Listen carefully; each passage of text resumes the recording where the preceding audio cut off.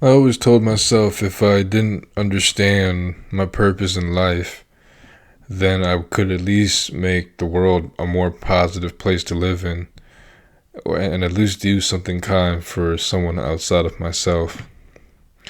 And when I started to do that, I found out that was my purpose. The purpose in life for me is to give me, I give a piece of myself, my life to the world.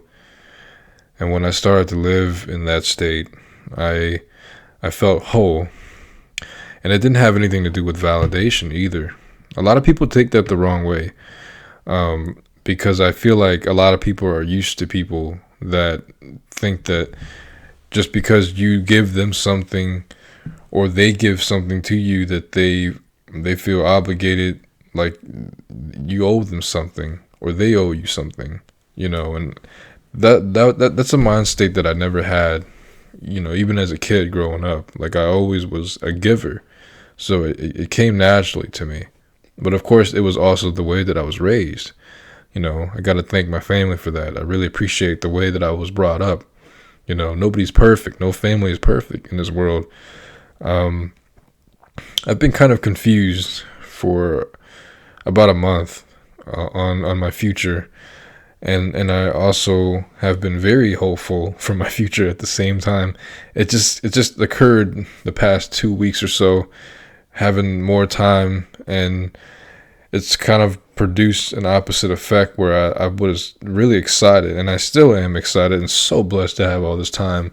But I think that this time that I have now is causing me to reflect on the future more, just based on it being a new year coming up in the next month, and the stages and time period I'm at in life, and listening to Gary Vee and a lot of inspirations out there.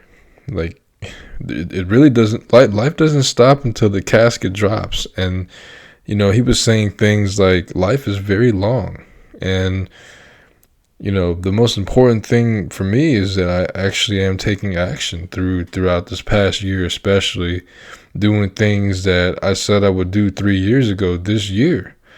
And I feel bad for people struggling this year, but it's been the best year of my life. I gotta thank the furlough for that, but more so my just my actions.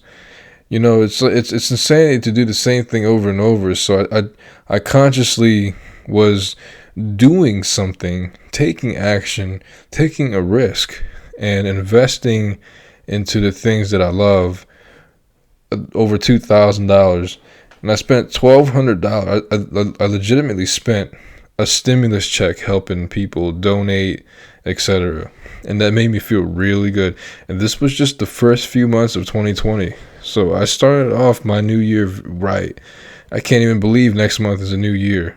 I mean, I really compacted so much within the past 11 months, almost 12 months now. Actually, it's the 12th month. It's day number 8.